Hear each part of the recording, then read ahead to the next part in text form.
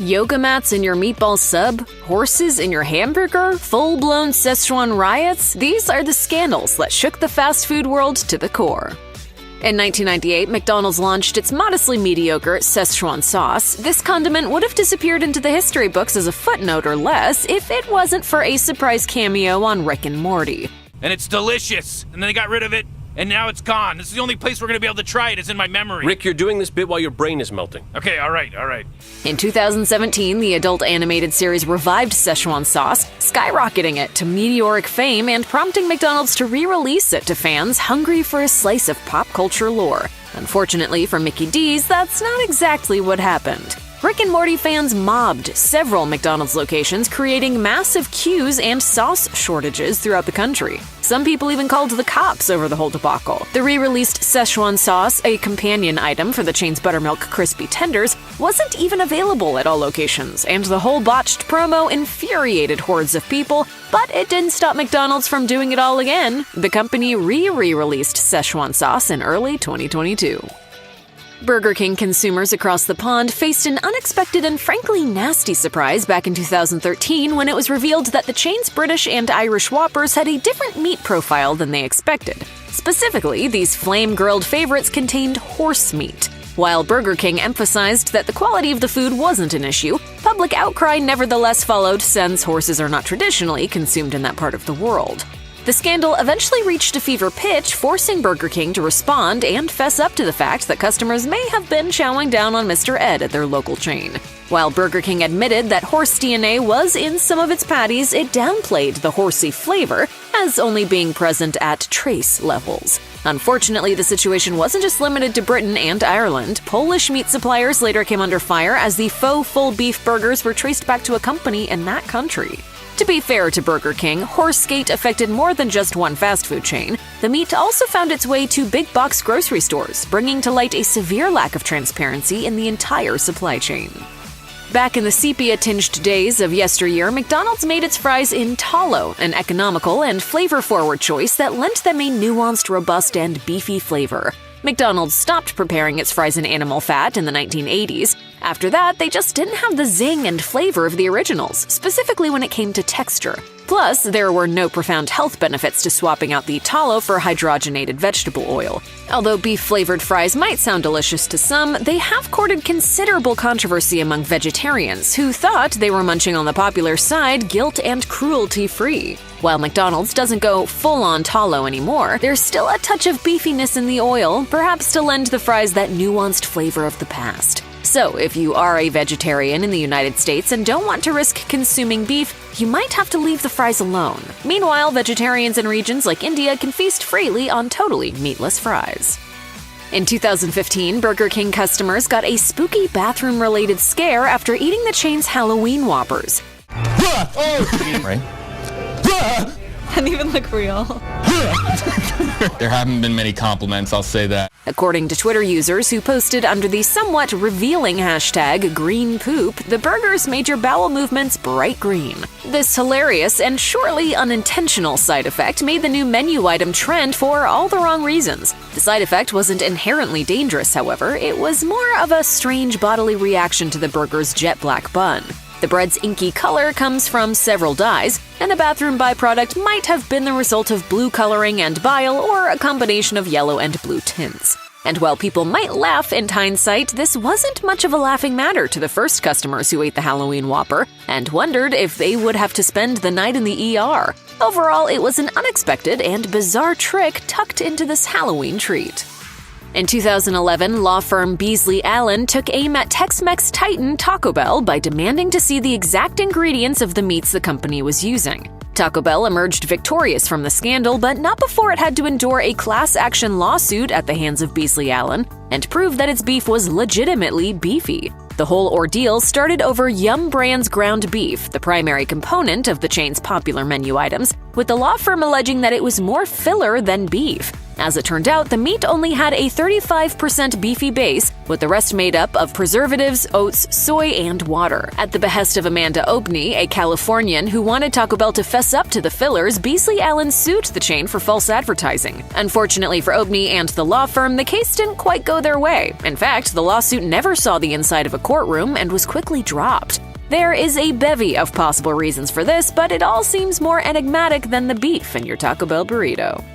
Starbucks consumers were shocked when they learned that their morning cups of joe could contain something other than caffeine, namely a trace amount of feces. Obviously, this is pretty nasty, but it can also cause major gastrointestinal qualms and diarrhea. Even worse, other debilitating germs could have been floating around in the brew, such as salmonella, norovirus, or even hepatitis A. Global News illustrated a litany of terrible side effects at the time, including rashes, ear problems, and angry bellies, and even quoted the levels of fecal particles present in the coffee as concerning. This trend isn't just limited to Starbucks, however, as a 2016 study showed. As it turned out, the culprit was the ice used in the drinks, and much of it goes back to lousy handling and unclean machines. The news of Starbucks' contaminated iced lattes broke in 2017, and Live Science quickly pointed out that you're not going to come across actual feces in your drink. The fecal amount was bacteria-based, traced, and the contamination was limited. Still, most people rightly stick by the rule that 0 feces in your brew is optimal. The ultimate fast food controversy dates back to 1994. In the years since, it has been examined in documentary films and is still the butt of a million jokes. Yet, despite popular belief, Stella Liebeck, the woman who sued McDonald's for its scalding beverage, wasn't a litigious monster. In fact, the chain's hot coffee debacle has since been massively misrepresented. Liebeck didn't sue because she spilled an unpleasantly warm drink on herself. She got third-degree burns from the 190-degree liquid that McDonald's had already received hundreds of complaints about. I was not in it for the money. I was in it because I wanted to bring the temperature down so that other people would not go through the same thing I did. Furthermore, Liebeck wasn't gunning for millions. She only wanted the franchise to cover her hospital bills, but when the mega chain offered her just shy of $1,000, she took them to court and won. According to the Texas Trial Lawyers Association, her burns were horrific, and McDonald's even admitted that the scalding drink was not fit for consumption. Interestingly, the chain later became embroiled in another coffee-related lawsuit, this time for alleged chemicals in its caramel macchiato after a woman allegedly burned her throat and discovered a strange chemical-like film in her drink. In the history of catastrophic marketing campaigns, McDonald's McAfrica is in a whole class of its own, a tone-deaf, bizarre promotion that was the perfect storm of absolute nope. McDonald's rolled out its creation smack dab in the middle of a famine in Africa, prompting immediate outrage. The McAfrica suffered from various poor choices and factors. First, the timing was completely off. Secondly, the menu item was never even launched in Africa. It was rolled out in Norway instead. Still, while the menu item had many detractors, some supported it, specifically the African Youth in Norway organization, who thought it was a positive representation of Africa amid a news cycle reporting horror and suffering from the continent. Either way, it's hard to imagine a more controversial food item, and there's no doubt that the McAfrica will live on in botched fast food launch lore for decades to come. The early 1990s were not the best years for McDonald's. In addition to its scalding hot coffee lawsuit, the chain also launched the dud of duds, the McLean Deluxe. Light on fat and taste, the menu item was a flavorless flop that emerged as a logical but ultimately unsuccessful response to some serious McCriticism.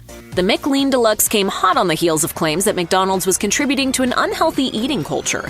The company's food was even called poison by some, and chastised for its high fat and cholesterol content. Thus, the McLean Deluxe was born. It was a way for consumers to get their burgers and stay relatively healthy, although ultimately it failed on the taste front. The McLean Deluxe was quickly launched after a brief testing campaign. Could the Mc team have worked out some of the kinks if they had more time? Maybe, but then again, there was the whole seaweed thing. The McLean Deluxe contained carrageenan, a fancy word for seaweed, and once that information got out to the public, this low-fat fast food burger was totally doomed. If you're like most people, the phrase $5 footlong plays out in a sing-song jingle in your mind the moment you hear it.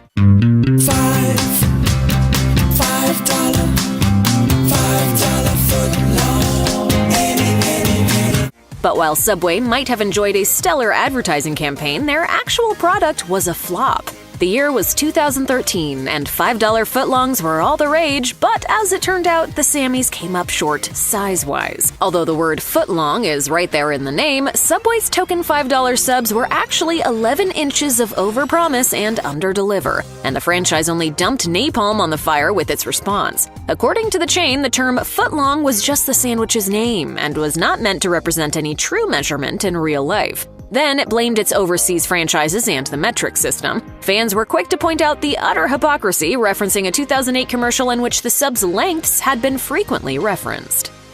In 2006, Taco Bell became embroiled in a scary food poisoning scandal when it was found that franchise locations in the Northeast United States had served up E. coli-laced shredded lettuce. And while the lettuce was thought to be the primary culprit, the chain's beef and cheese might have come into play too. According to the CDC, there was a crystal clear connection between E. coli and Taco Bell across several states, infecting over 70 people, some serious enough to require hospitalization. The franchise tried to put some daylight between itself and the rampant E. coli nightmare by claiming that the bug didn't originate from its stores. Blaming supplier Ready Pack Foods Inc. for the tainted greens, Taco Bell was able to save face, its reputation, and perhaps even the company itself.